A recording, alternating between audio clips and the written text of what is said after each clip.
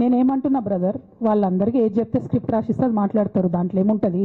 ఇప్పుడు పెద్ద సంఘటన జరగడం ఏంటిది, నన్ను పార్టీ నుండి విడగొట్టాలనేటటువంటి ఒక నిర్ణయం అది జరిగింది. జరిగిన తర్వాత ఇవన్నీ జరుగుతూనే ఉంటాయి, చిన్న చిన్న విషయాలు. అవంతా వ్యక్తులను సీరియస్గా తీసుకోవాల్సిన అవసరం లేదు. అల్టిమేట్గా నేనేమంటున్నా అంటే, నన్ను అడగకుండానే ఉరి తీశారు, కనీసం ఏమైంది అని కూడా అడగలేదు.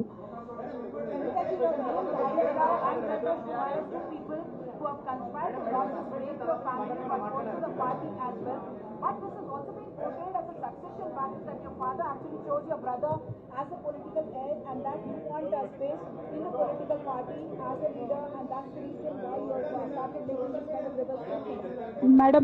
మేడం లోగో తీసాను మేడం. నేనేమంటున్నా అంటే నేనేమంటున్నా అంటే ఇప్పుడు ఈ నేను మాట్లాడే ప్రెస్ మీట్ చూస్తున్నటువంటి రాజకీయ నాయకులకు కావచ్చు, బీఆర్ఎస్ పార్టీకి సంబంధం లేని వ్యక్తులకు కావచ్చు, వాళ్ళకి ఇది ఒక ఎంటర్టైన్మెంట్, ఇది ఒక వార్త. కానీ నాకు నా లైఫ్, మా బీఆర్ఎస్ పార్టీ కార్యకర్తలకు వాళ్ళ లైఫ్. సో నేను చాలా తీవ్రమైనటువంటి బాధలో గంభీరంగా ఉండి మాట్లాడేటటువంటి ప్రయత్నం చేస్తున్నాను. నేనేమంటున్నా అంటే కుటుంబంలో జరిగినటువంటి అనేక అంశాలను నేను చెప్పను కూడా, ఎందుకంటే అది ప్రజలకు అనవసరం. అది నేను ఆ బాధను పంచుకుంటే మీరు తట్టుకోలేరు కూడా. నేను చాలా గట్టిదాన్ని, మొండిదాన్ని, దయ్యాన్ని కాబట్టి తట్టుకొని నిలబడ్డా. కానీ నా ప్లేస్లో వేరే వాళ్ళు ఉంటే తట్టుకోలేరు. సో కుటుంబంలో ఇంటర్నల్ విషయాలు నేను మాట్లాడతలేను, ఓన్లీ పొలిటికల్ ఇష్యూసే నేను మాట్లాడుతున్నా. పొలిటికల్గా నన్ను సైడ్ లైన్ చేసి, నన్ను సస్పెండ్ చేసి, పార్టీకి అనుక్షణం నష్టం చేస్తున్న ఆ ఇద్దరు వ్యక్తులను, వారి గుంపును, వారి ముఠాను పార్టీ ఎట్లా మోస్తుంది అనేటటువంటిది నా ప్రశ్న. సరే, నిన్న మొన్న ఆ గుంపుకు సంబంధించిన వ్యక్తులు అన్ని చోట్ల నా ఫ్లెక్సీలు చింపేసి నాకు దిష్టి బొమ్మలు, శవయాత్రలు ఎందెందో వేసిరట. ఈ ఉత్సాహం కేసీఆర్ గారి మీద సిబిఐ ఎంక్వైరీ చేస్తా అని రేవంత్ రెడ్డి గారు అన్నప్పుడు ఎక్కడ చచ్చిపోయింది ఆ ఉత్సాహం అని నేను అడుగుతా ఉన్నా. ఎందుకు చేయలే రేవంత్ రెడ్డి గారి దానాలు, దిష్టి బొమ్మలు ఎందుకు చేయలే? ఏం అండర్స్టాండింగ్ ఉంది మీకు? నా ప్రశ్న సింపుల్.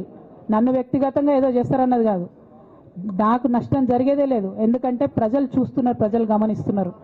తెలంగాణ ఆడబిడ్డలు తమ ఇంటి ఆడబిడ్డలుగా ఆదరించారు నన్ను. ఒక్కొక్కరు అడిగితే అర్థమవుతలే, ఏం అర్థమవుతలే.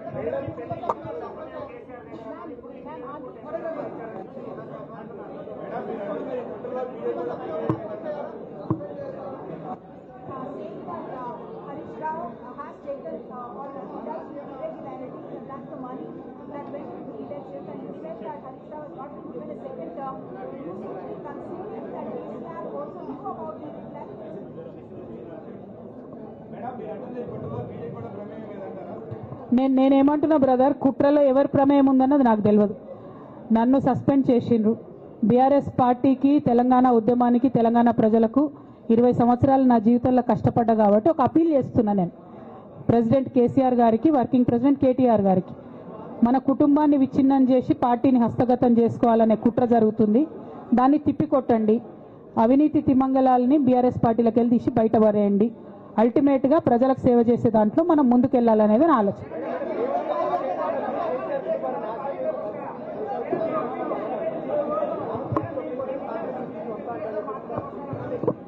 ఇక్కడ ఇంకో మాట చెప్పాలి బ్రదర్, నేను నిన్నటి నుంచి పేపర్లలో నేను ఈ పార్టీలో ఏరుతున్నా, ఆ పార్టీలో ఏరుతున్నా అని వచ్చింది. నేను ఏ పార్టీలో కూడా చేరను, నాకు ఏ పార్టీతో అవసరం లేదు. నేను ఫ్యూచర్లో ఏం చేయాలనే విషయం జాగృతి కార్యకర్తలతోని, తెలంగాణ మేధావులతోని, బీసీ బిడ్డలతోని, సామాజిక తెలంగాణ కోసం పనిచేసేటటువంటి అన్ని వర్గాల ప్రజలతోని, అందరితోని మాట్లాడిన తర్వాత నిర్ణయం తీసుకుంటా. కానీ తొందరపడి నిర్ణయం తీసుకునే అవసరం నాకు లేదు. 1, 2 ఏదో నిర్ణయం తీసుకోవాలనేటటువంటి విషయంతో నేను పనిచేయడం లేదు. జరిగినటువంటి పరిణామాలను ఒక్కొక్కటిగా ఎదుర్కొంటూ వస్తున్నాను. నిన్న జరిగినటువంటి పరిణామం చాలా కీలకమైనది, నా జీవితంలో అత్యంత ముఖ్యమైనటువంటి పరిణామం. కాబట్టి చాలా ఆలోచించి, ఆచితూచి, అల్టిమేట్గా తెలంగాణ ప్రజలకు లాభం జరిగేటటువంటి నిర్ణయం తీసుకుంటా తప్పితే నా కోసం నిర్ణయం తీసుకోవాల్సిన అవసరం లేదు.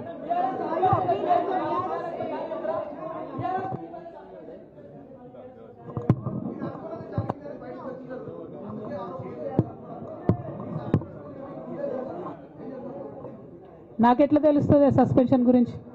నాకైతే రేవంత్ రెడ్డికి ఉన్నట్టు ఆడ దూతలు లేరు. అక్కడ సార్ సగం ఇడ్లీ తింటే బయటకు చెప్పేటటువంటి సిస్టమ్ నా దగ్గర లేదు. సో అక్కడ ఏం జరిగిందో నాకు తెలియదు, ఎవరు నా గురించి ఏం చెప్పారో నాకు తెలియదు. Ma'am, it is but natural. అమ్మతోని మాట్లాడకుండా ఎవరైనా ఉంటారా? First of all.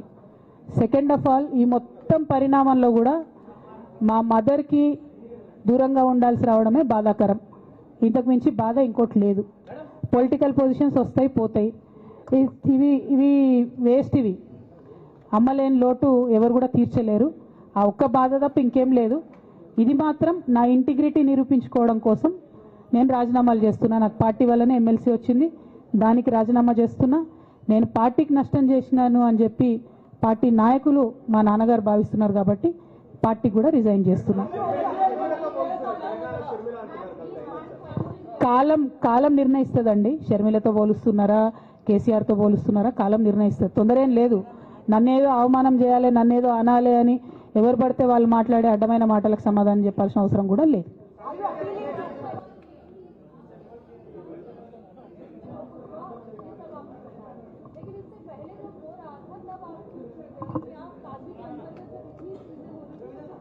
మేడం, అంతకుముందు జరిగినటువంటి ప్రతి ఒక్క విషయం కూడా నేను ఇంటర్నల్గా చెప్తూనే వస్తున్నా.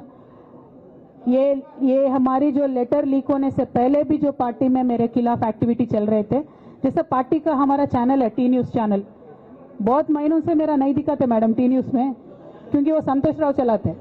मेरा न्यूज़ नहीं आता टी न्यूज़ में. अभी नमस्ते तेलंगाना में बंद करे, वो अलग बात है. बहुत रिसेंटली उनका बहुत देर के बाद बंद करे. टी न्यूज़ में कब का बंद कर दिया? ये सारे चीज़ें भी मैं बताई पार्टी में, लेकिन जब तक मेरा लेटर पब्लिक नहीं हुआ तब तक मैंने पब्लिकली अपने कभी भी दिक्कत मैंने किसी को नहीं बताया. जब लेटर उन्होंने खुद पब्लिक किया तो मुझे मजबूर होकर आज बात करना पड़ रहा है. ఏమో ఒక్క నిమిషం మా నిజామాబాద్ బిడ్డ ఏదో అడుగుతుంది. ఒక్క నిమిషం చెప్పరా.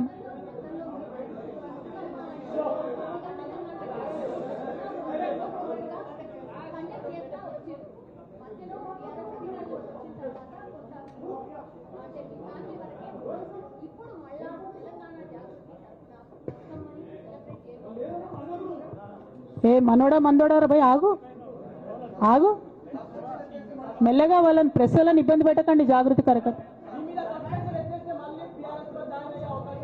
నువ్వు భలే జ్యోతిష్యం చెప్తావు బ్రదర్. 1 2 బతుకమ్మ ఖచ్చితంగా సెలబ్రేట్ చేయాలనుకున్నా. యాజ్ ఆన్ టుడే మాత్రం విపరీతమైన బాధ అవుతుంది. ఏం చేయబుద్ధి అయితే లేదు. 2 రోజులు అయితే బ్రేక్ తీసుకుంటా. ఆ తర్వాత ఆలోచించుకొని నా కార్యాచరణ ప్రకటిస్తాను.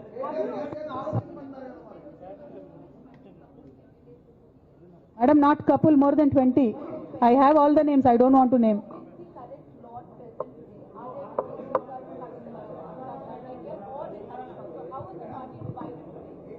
I don't have that. Madam, I have a lot of information, but I don't believe it is the right time to expose all that. There is a lot many more interactions that we will have in future. If necessary, I'll certainly let that information out. Today, my simple appeal to Honorable President of our party is, as you have taken action on me without even asking me for an explanation, kindly take action on the rest of the people as well. That is my simple allegation.